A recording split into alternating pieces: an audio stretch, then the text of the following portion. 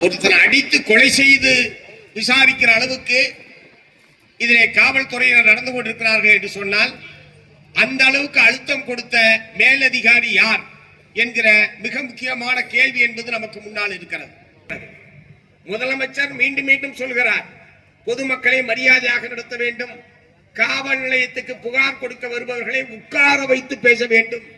முதலமைச்சர் வெற்று வாயால் இத்தகைய உத்தரவை போடுவதனால் பிரயோஜனம் இல்லை, மாறாக அது நடைமுறைப்படுத்தப்படுகிறதா இல்லையா என்கிற ஆய்வினை முதலமைச்சர் அவர்கள் மேற்கொள்ள வேண்டும். வெறும் வாயால் சொன்னால் கேட்க மாட்டார்கள். ஆகவே பொதுமக்களை மதித்து நடந்து கொள்வது, சட்டத்தை மதித்து நடந்து கொள்வது, மனித உரிமைகளை மதித்து நடந்து கொள்வது, இதை மீறி நடந்தால் போலீஸ்காரர்கள் தண்டிக்கப்படுவார்கள் என்கிற நிலைமையை தமிழ்நாட்டில் உருவாக்குவதன் மூலமாகத்தான் இத்தகைய சம்பவங்கள் நடைபெறாமல் தடுக்க முடியும். துப்பாக்கிச்சூடு நடந்த போது எதிர்த்து போராடியவர் தான் இன்றைய முதலமைச்சர். ஸ்டெர்லைட் துப்பாக்கிச்சூட்டிலே நியாயம் வேண்டும் என்பதற்காக போராடியது அன்றைக்கு இருந்த திராவிட முன்னேற்ற கழகம்.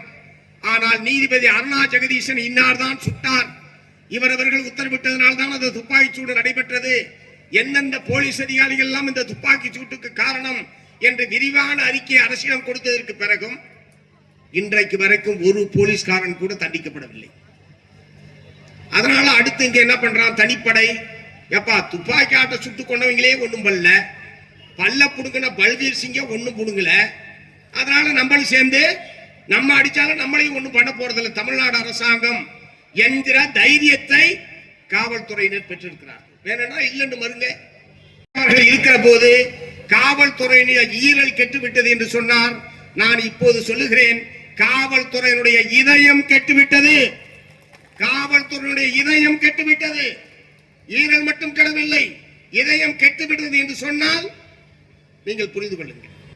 ஏன் மாவட்ட ஆட்சித்தலைவர் மாதந்தோறும் ஒரு குறைதீர்ப்பு நாள் கூட்டத்தை மாவட்ட ஆட்சியர் அலுவலகத்திலே நடத்துவதை போல மாவட்ட காவல்துறை கண்காணிப்பாளர் மாதந்தோறும் ஏதாவது ஒரு தினத்தில் பொதுமக்கள் தங்களுடைய குறைகளை மாதந்தோறும் வந்து நேரடியாக மாவட்ட காவல் கண்காணிப்பாளரை சந்தி தெரிவிக்கலாம் என்று ஒரு உத்தரவை போட்டால் என்ன அவருடைய வேலை பாதிக்கப்பட்டுவிடும்.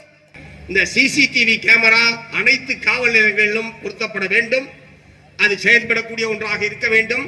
மேலதிகாரிகள் தொடர்ச்சியாக அதை பரிசோதிப்பதற்கான ஏற்பாடு வேண்டும் என்று இந்த நேரத்தில் நான் கேட்டுக்கொள்ள விரும்புகிறேன். நடவடிக்கையை தவிர சட்டத்துக்கு விரோதமாக அஜித்குமாரை தாக்கி கொலை செய்த குற்றவாளிகளுக்கு தண்டனையை பெற்றுத் தருவது என்பதுதான் உறுதியான நடவடிக்கையாகவும் இறுதியான நடவடிக்கையாக இருக்க வேண்டும் என்பதை இந்த நேரத்திலே நான் சுட்டிக்காட்ட விரும்புகிறேன். மேலிருந்து அழுத்தம் கொடுத்த ஐஏஎஸ் அதிகாரி யார்?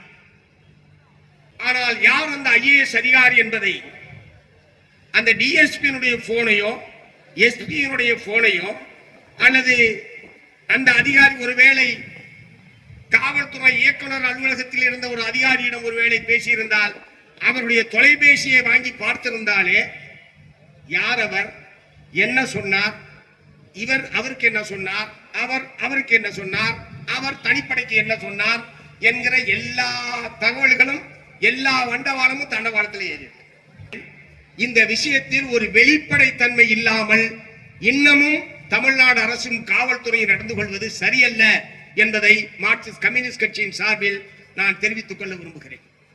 காவல்துறையை சார்ந்தவர்கள் உச்ச நீதிமன்றத்தினுடைய கைது சம்பந்தமான ஒரு கைது நடவடிக்கை சம்பந்தமாக உச்ச நீதிமன்றத்தினுடைய வழிகாட்டுதல்களை யாருமே கடைபிடிப்பதில்லை. ஏன் கடைபிடிக்கவில்லை என்று ஆட்சியாளர்களும் கேட்பதில்லை. தமிழகத்திலே திமுக ஆட்சிக்கு வந்ததற்கு பிறகு 24 என்கவுண்டர்கள் என்பது நடைபெற்றிருக்கிறது. அப்படின்னு போலீஸ்க்கு வேற பாராட்டு வேற சொல்றது. முதல்ல எவ்வளவு பெரிய குற்றவாளியாக இருந்தாலும், தீவிரவாதியாக இருந்தாலும், வேறு எத்தகைய கொடூரமான குற்றவாளிகளாக இருந்தாலும் அவர்களை சட்டப்படிதான் தண்டிக்க வேண்டுமே தவிர அவர்களை போலீசார் சுட்டுக் கொள்வதை பொதுமக்கள் ஆதரிப்பது என்பது கடுமையான கண்டனத்துக்குரியது. செய்திகளை உடனுக்குடன் தெரிந்து கொள்ள கீழ்கண்ட கேபிள் மற்றும் டிடிஎச் நெட்வொர்க்குகளில் எம்நாடு செய்தி தொலைக்காட்சியை காணுங்கள். பாதகம் செய்பவரை கண்டால் நாம் பயம் கொள்ளலாகாது பாப்பா, மோதி மிதித்து விடு பாப்பா, அவர் முகத்தில் உமிழ்ந்து விடு பாப்பா. அண்மை செய்திகளை உடனுக்குடன் தெரிந்து கொள்ள இணைந்திருங்கள் எம்நாடு தொலைக்காட்சியுடன்.